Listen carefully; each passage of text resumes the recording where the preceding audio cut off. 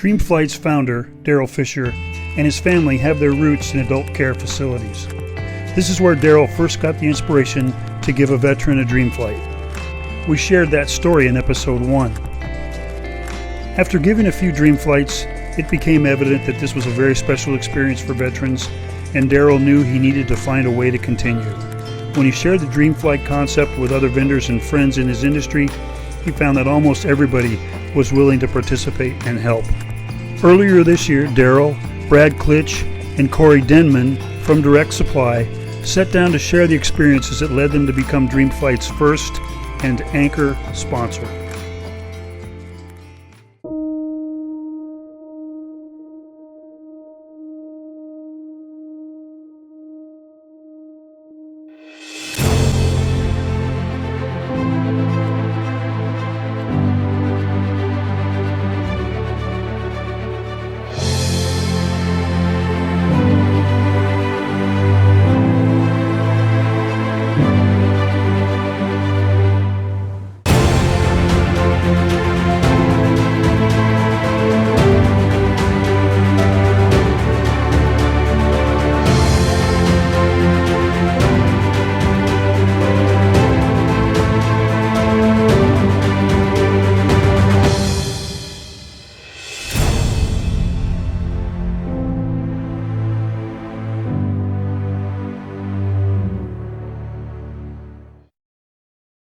Brad, it's great to be here.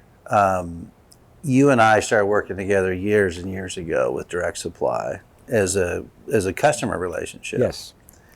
And Corey, it's awesome to have you here. When I started working with Brad, I think we met, Yes. but it was, I forget exactly what you're doing, but you've risen up through the ranks, and congratulations on being the president of Direct Supply. Thank you. Well, it's a big deal, It's cool to have been, along the journey that whole time and see what you've done. And Direct Supply has been had a huge impact on our business and on Dreamflights, obviously. Well, it's an honor to get to work with you. Coming to Direct Supply was just a great opportunity for me to do something meaningful with my life, and our partnership has been an extension of that. Yeah. Well, Brad, when Brad and let's just put it this way, when I engaged Brad in Dreamflights, and I would term it that way because it's not like you were looking for something else to do, but 2008 and 9 for me was a really difficult business environment. And I like to say that it would be called an epic failure if it were not for Dreamflights, because the business that I was in at the time and you guys were supporting wound up in bankruptcy. Mm-hmm. And so I worked with Brad very closely, like a weekly basis. You remember those days? Yes. You remember those calls? Yeah.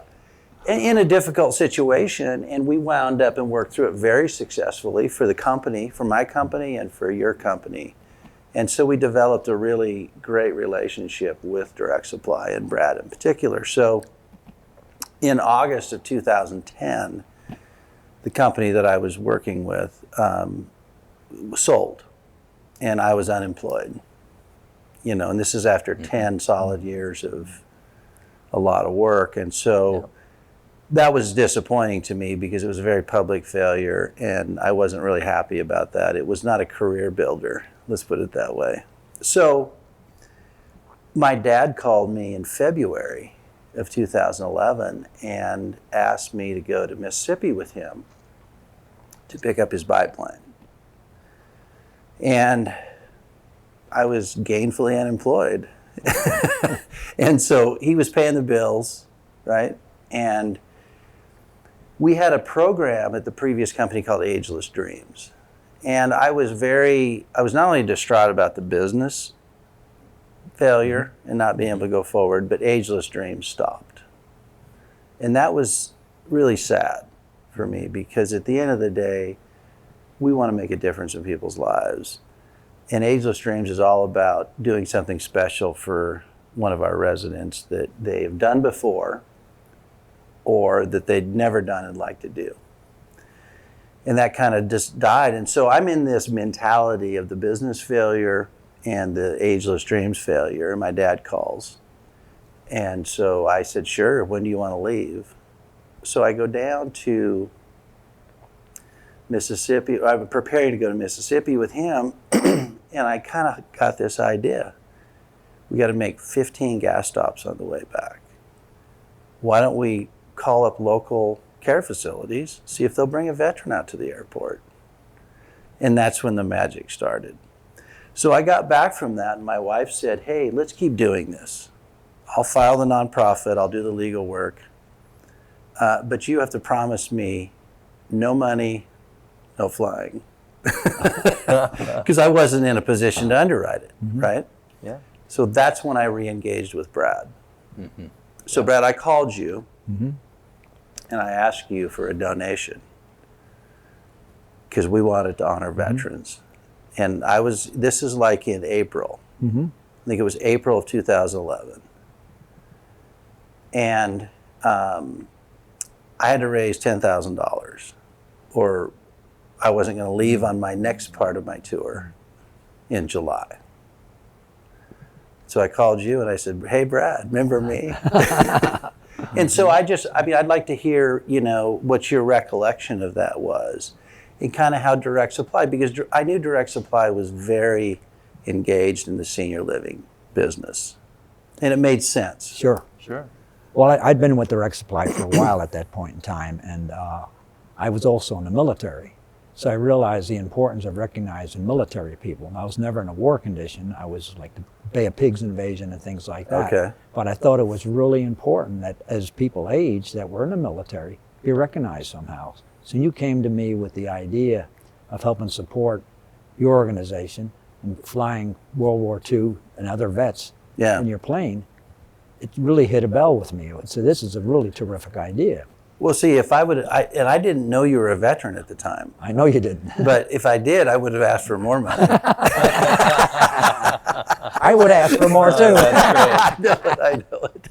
That's great, Daryl. So I went to Corey, and then we went to Bob and said that we realize times are a little bit tough right now, but this is really an important cause to really honor people that help make our country what it is today, the military. Yeah. And so Corey was involved in that initial discussion? Absolutely. Yeah. Okay. Well, in Direct Supply, right? We're employee owned, so we call our employees partners. Right. Everybody, and what's really important about our company is that our people care about our mission. And that mission is improving the lives of seniors every day. And so that when you brought this opportunity to us, it resonated so well with our own mission as a company, and as a chance to honor these heroes who've given so much to our country, and to give back to them in such a meaningful way. It was a powerful opportunity that resonated directly with who we are and who we identify as. Yeah. Well, so while you guys are working on that, I'm sitting there wringing my hands, wondering, because let's put it in perspective. I asked you guys for $10,000 back in the day. That was a lot of money.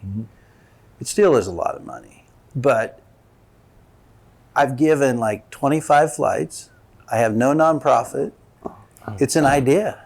I mean, literally, there's a lot of trust involved. Some people think it's a bad idea to put 90-year-old people in a 90-year-old airplane and go flying, so there's a liability side. And so we were fighting some headwinds. And so I was just sitting there gripping, and I didn't have any other ideas, honestly, Brad, at the time. And so you guys took a month or two, I think, as I recall. We took some time to really talk about it and think about it, because we were going through growing pains too, and it was economically not a great time either. Right. But it was really important for the growth of the company to make sure that we can help serve seniors better. Yeah.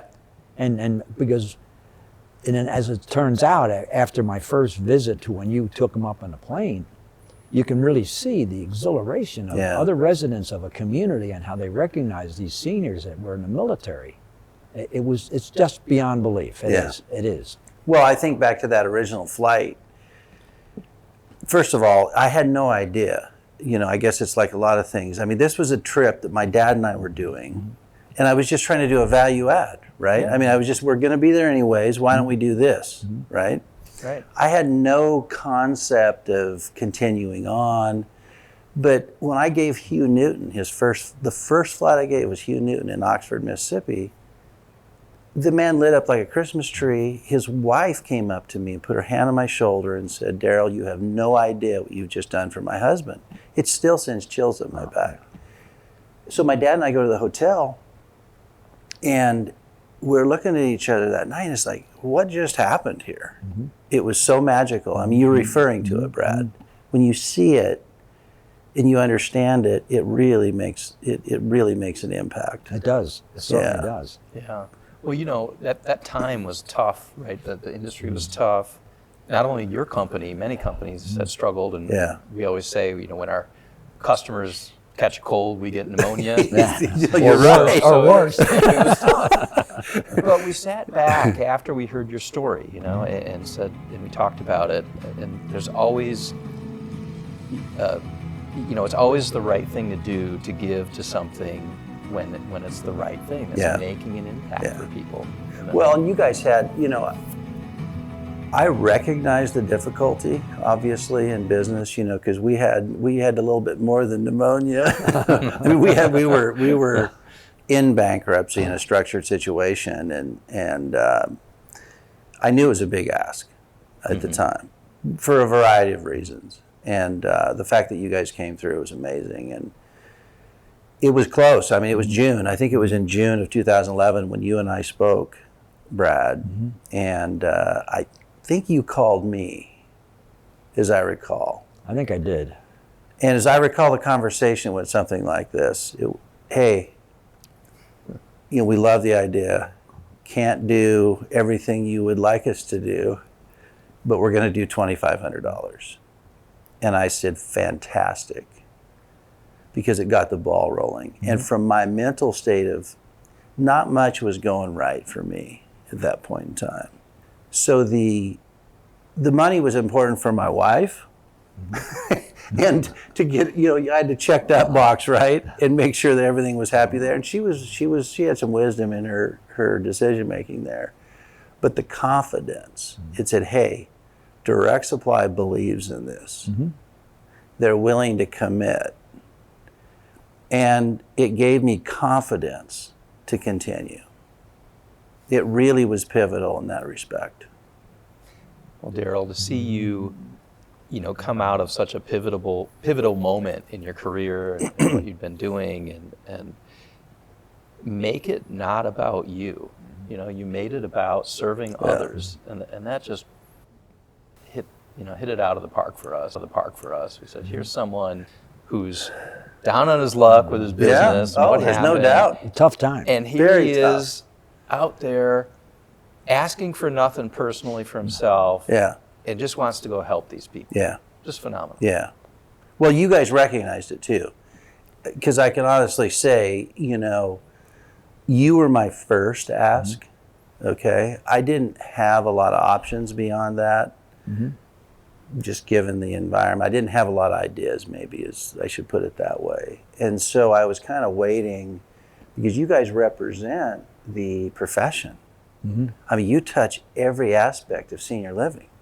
Suppliers, operators, lenders. I mean, and so it's been like, lucky to be able to work with a lot of great people. Yeah, and you are. shape better outcomes for seniors. Well, but you recognized the attributes that I was getting at, and decided to support it. Well, also, I think since your idea was so unique, and going one-on-one flights with veterans in a community, that I think hit it out of the ballpark, because it is just so unique. No one else was doing that. No. And I know I took a flight in your plane, and I've been there when other people have come down. And the looks on their faces, and the exhilaration and the excitement they see, and see the residents that are there at the same time, watching that person go up, it's just beyond belief. It really is. Yeah. It's phenomenal. It is. It is truly unbelievable, the impact on the people. I mean, while, you know, we hoped with that first donation and support of your cause, we would do good for the people we were honoring. These veterans. Never imagined how big it would become and how many people And not just the veterans, right? Yeah. Their families, Families. the staff, that's really an extended part of their Yeah. family, that Oh, yeah. they're caring for them. And the lasting and permanent positive outcomes on their lives that has come of this. It's phenomenal. And that's what I didn't fully, when I initially started, I didn't fully understand that ripple effect. But the second flight that I gave was Lloyd Latham. And Lloyd was a World War II veteran. And he lived in this town, Jasper, Alabama. He lived there for 40 years, 50 years. Worked at a grocery store, knew everybody. I mean, he knew everybody. And about a year after I gave him, his entire living family came out, literally, Really? to see his flight. Yeah, and they were really kind of skeptical. They interviewed me. They had 1,000 questions on everything. And I had most of the answers. I made up a few, but I had most of them because it was my second flight. Sure. People don't know I barely knew how to fly the airplane at the time. But anyhow, so about a year after I gave his flight, Anita Williams, who was the administrator there, called me and said Lloyd passed away. And he was in great shape, and it's like, man, it kind of made me sad. She goes, no. What I want you to understand is, because we send them a flight certificate. The picture of them, 8x10. She goes, that was the only picture on his casket. Wow. Okay. Wow. So that's when I started to understand the power and that ripple effect and how it lasted. And the families, and it trickles down. And your team, I'm sure your team members love it. For me, some of the stories that just, that really started to help me understand that, a veteran who is quiet, non-communicative, goes up on his first flight, and comes back and was truly a different person. Yeah. Personality changed, positive, and for the first time felt safe telling stories about his service. Yeah. And some of them quite horrific events, and sharing that with members of the community, the staff, and even some of his own family members that had never heard the stories of their loved one's legacy, and to have that come out and make a permanent change in their lives, the rest of their lives, but also their family members' lives. It's what seemingly seems like maybe a small thing. Hey, you're taking them up in a flight, but it's not a small thing. It's huge. Yeah. Oh, it is. Well, to us, it might seem like just a flight. Yeah. And I have to train our volunteers that this is a dream flight experience. This is not a flight. This is the stories. This is the pictures. Spending time with the family members and just living in the moment of joy with them.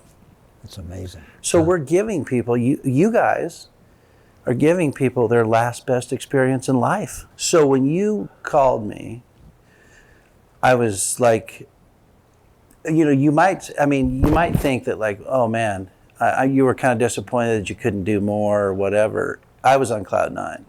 I literally was so excited I could hardly stand it. 3 hours later, Stephen Vick called me. Now, Stephen was a mentor to me through the reorg, and because he had a lot of experience, very wise, unbelievable human being. He helped me huge, just navigate the landscape on the reorg. And I hadn't talked to him for several months because the company had sold, and there wasn't much exciting going on in my world. But he called me 3 hours later, out of the blue. And he wanted to know how I was doing. And I said, you're never going to believe this. I said, and he knows you. You guys know each other well. I said, Brad Klitsch called me, and he just committed $2,500 for this crazy idea that I have. He goes, I'll match it. So in 3 hours, you got $5,000. I had $5,000. That's great. When you came along with your idea and we started to see those impacts, it really showed us that there are other ways, seemingly small, to improve the lives of seniors through these experiences. Yeah. And that's what resonated so well with our team and your vision. Well, but passion for so the this. cultures of the two organizations are very similar. My belief has always been that if you can impact our residents positively, it impacts the business. Business is better, right? I mean, but so if you always start at what is this going to do for our residents, and you answer your questions, you make your decisions based on that, because what's good for them is good. Yes. Well, it's And- all based on resident centricity. That's what it's all. It's Yeah. all focused on what's best for the residents, how to engage them more, how to make them happier, how to make them Right. live their lives better. Right. Well, and you mentioned it being such a one-on-one experience. We've capped how many flights we're going to do. We learned more is not better. So we fly between 600 and 800 flights because it's such an individualized thing. And if we can't keep growing like you guys can keep growing, because it's, there's safety issues involved, and we're dealing with volunteers, and it's got to be fun, and it's a very intensive training, so, but that allows us, last year we flew in 31 states, Wow. That's so fantastic. So 50 to 100 a month, or maybe more. And it kind of comes in waves. It just kind of comes in waves. I just spent 2 days last week with the team, the logistics that we have to plan with 6 airplanes and, weather and pilots, and they're volunteer pilots. We're all volunteers. The impact, I just want you guys to know, the impact of your contribution was the actual impact of that was exponentially larger than what the monetary amount was, because again, I'm not sure how much fight I had in me to keep getting told no.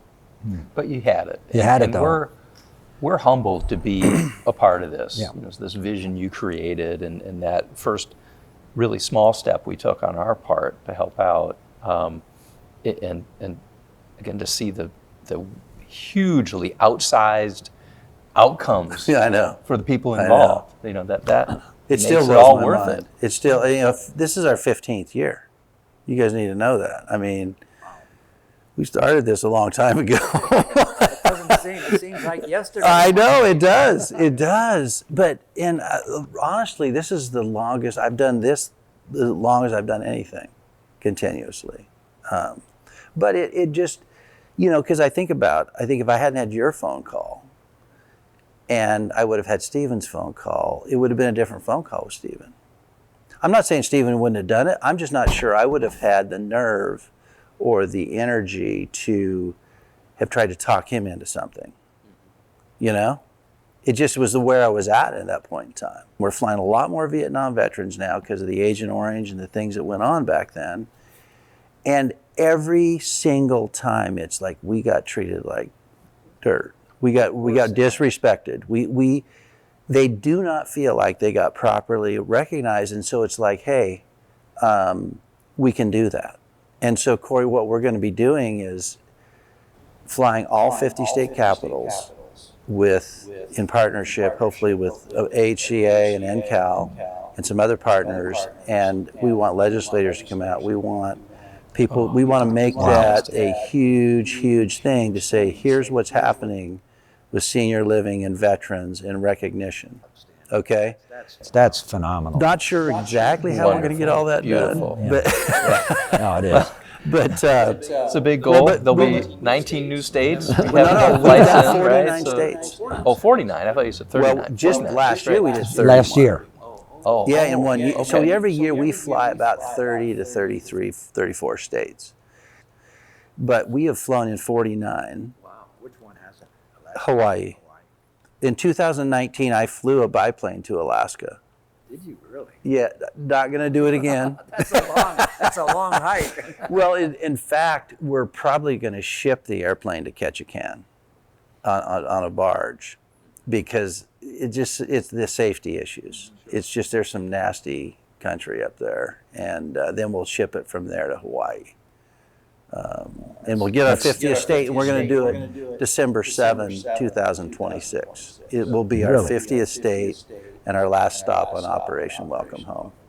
As long as we have senior living communities, airplanes, and veterans, and there looks to be no end to that, right? And who knows what the future's going to Well, I know. So it's like we have the combination, and then partners who are willing to support our efforts. There's no end. I mean, it's going to go on for a long time. Yeah. Is I guess my point. So That's great. Yeah. Well, it's our pleasure to be able to help.